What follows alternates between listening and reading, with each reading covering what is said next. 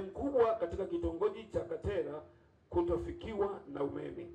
Pili, kijiji chetu cha Katera kimevamiwa na mtu anayeitwa Ita Sinsabe Mwashinyanga kupola ardhi yetu kwa kivuli cha Kanisa la Baptisti Tanzania kwa njia ya udanganyifu. Mheshimiwa mgeni rasmi, aliyekuwa amepewa na Chifu Marafyale kwenye mabano kwa lugha ya Kinyakyusa wakati huo kuyatumia maeneo hayo hakuwa na sifa ya kuyamiliki kwa kuwa alikuwa raia wa kigeni. Lakini mwaka 2019 mwezi Aprili, Mahakama ya Hakimu Mkazi Arusha ilitoa uamuzi wa kuridhia kufunguliwa kwa shauri la uwakilishi ili wale waumini na wachungaji wa Jumuiya Kuu ya Wabaptisti Tanzania ambao kwa sasa inajulikana kama Kanisa la Wabaptisti Tanzania waweze kupeleka shauri lao mahakamani. Lakini tangu tarehe 17 Aprili 2019 hakukuwahi kufunguliwa shauri la kupinga mabadiliko yale, na hivyo mwezi Aprili tarehe 22 mwaka 2020 Wizara ya Mambo ya Ndani ya Nchi kupitia ofisi ya msajili wa jumuiya iliamua kuridhia mabadiliko yale ya katiba na jina la Kanisa la Wabaptisti, kwa sababu hakukuwepo na shauri lililopo mahakamani ambalo linazuia serikali isiridhie mabadiliko yale ambayo yalikuwa yamefanyika kwa mujibu wa katiba ya Jumuiya Kuu ya Wabaptisti Tanzania ya mwaka 2009 ambayo yalifanyika kiuhalali kwa kuzingatia matakwa ya ibara 29 ya katiba hiyo ya Jumuiya Kuu ya Wabaptisti. Lakini pia mabadiliko yale yalifanywa kwa kuzingatia matakwa ya sheria ya jumuiya pamoja na kanuni za jumuiya, gazeti la serikali toleo namba 278 ya mwaka 2001. Kwa hiyo kwa kuzingatia kwamba kulikuwa hakuna kesi mahakamani ya kuzuia ofisi ya msajili isiridhie mabadiliko yale, na kwa kuwa taratibu zote kwa mujibu wa katiba ya Jumuiya ya Wabaptisti Tanzania na sheria ya jumuiya pamoja na kanuni zake, serikali kupitia ofisi ya msajili wa jumuiya iliridhia marekebisho ya katiba na mabadiliko ya jina kutoka kuwa Jumuiya Kuu ya Wabaptisti Tanzania kwenda kuwa Kanisa la Wabaptisti Tanzania. Hatua iliyochukuliwa na serikali ya kufanya mabadiliko au marekebisho ya katiba na mabadiliko ya jina ni taratibu ambazo zilifanywa kihalali kwa mujibu wa sheria na katiba ya kanisa iliyokuwepo kwa wakati huo, ambayo ilikuwa ni katiba ya Jumuiya Kuu ya Wabaptisti Tanzania toleo la mwaka 2009.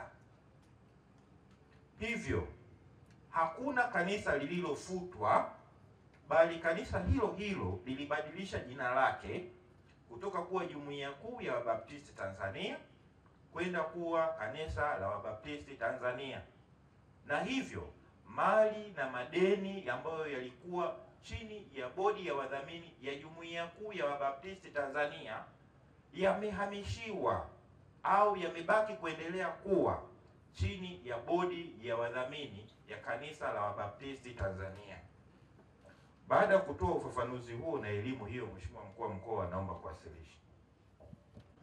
Walishafikisha kesi zao mahakamani, lakini kadiri ambavyo tumewasilishiwa hukumu za mahakama, kuna upande ambao ulishinda kesi ile na kuna kipindi walikata rufaa kwa maana ya jumuiya, lakini bado Kanisa la Baptisti lilishinda kesi hiyo. Baada ya kushinda kesi hiyo, Mheshimiwa Mkuu wa Mkoa, Kanisa la Baptisti liliamua kukazia hukumu. Walipokazia hukumu, walipewa amri ya mahakama, na kupitia amri ile ya mahakama walikuja kufunga lile kanisa ambalo jumuiya walikuwa wanatumia. Sasa Mheshimiwa Mkuu wa Mkoa, umekuwa na maneno mengi yakiendelea kana kwamba kanisa lile limefungwa na mkuu wa wilaya. Kanisa lile halikuwa limefungwa na mkuu wa wilaya, bali lilikuwa limefungwa kwa amri ya mahakama kwa sababu ya kesi zilizokuwa zikiendelea dhidi ya jumuiya ya Baptisti na Kanisa la Baptisti Tanzania. Sasa sisi tuliamua kukutana na pande zote, lakini katika jitihada ambazo tumezifanya kila mara tukao tunakutana na upande mmoja, lakini mara nyingi kamati ya usalama imekuwa ikikaa na viongozi wa pande zote mbili kuwaelewesha na kuwapa taratibu baada ya hukumu ya mahakama kutoka nini cha kufanya, lakini kumekuwa hakuna mafanikio.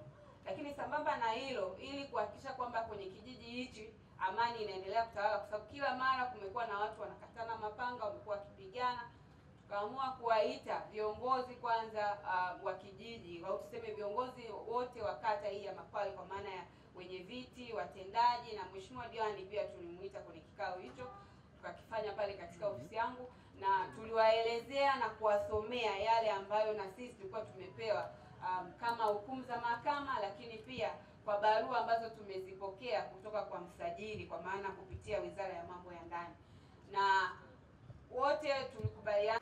Kwa kweli mmeeleza kwa uchungu sana, na hapa ndio maana tulikuja na msajili wa jumuiya hizi ambaye amekuja, tumeshirikiana naye ndugu yetu hapa Bwana Emmanuel, na ametoa ufafanuzi wa kina kuhusiana na masuala haya ya mgogoro wa kanisa hapa pamoja na wananchi. Sasa ndugu zangu, maelekezo haya ndio maelekezo ya serikali, na mimi ndio kiongozi pia wa serikali, siwezi kupingana na wenzangu, ila nitatoa maelekezo yafuatayo. Nitoe maelekezo yafuatayo kuhusiana na jambo hili. Jambo la kwanza, huyo mtu ambaye anafunga barabara azifungue ndani ya masaa 48. Huwezi kufunga barabara na wakati watoto wanakwenda shule, watu wanakwenda kanisani, wanakwenda mashambani, na serikali ya Jamhuri ya Muungano wa Tanzania, kitu ambacho hakiwezekani. Labda hiyo serikali itakuwa serikali haiwajali wananchi wake. Kwa hivyo nimpe salamu huyo ambaye amefunga ndani ya masaa 48 afungue, na kamanda wa polisi wa wilaya asimamie jambo hilo kuhakikisha kwamba hizo barabara zinafunguliwa, na anafungua yeye mwenyewe kwa mikono yake. Katera oye!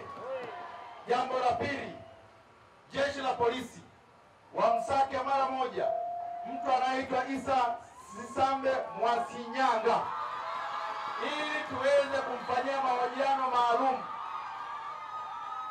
ili tufanye mahojiano maalum kwanza ya kuwatishia watu na bastola. Hilo la kwanza.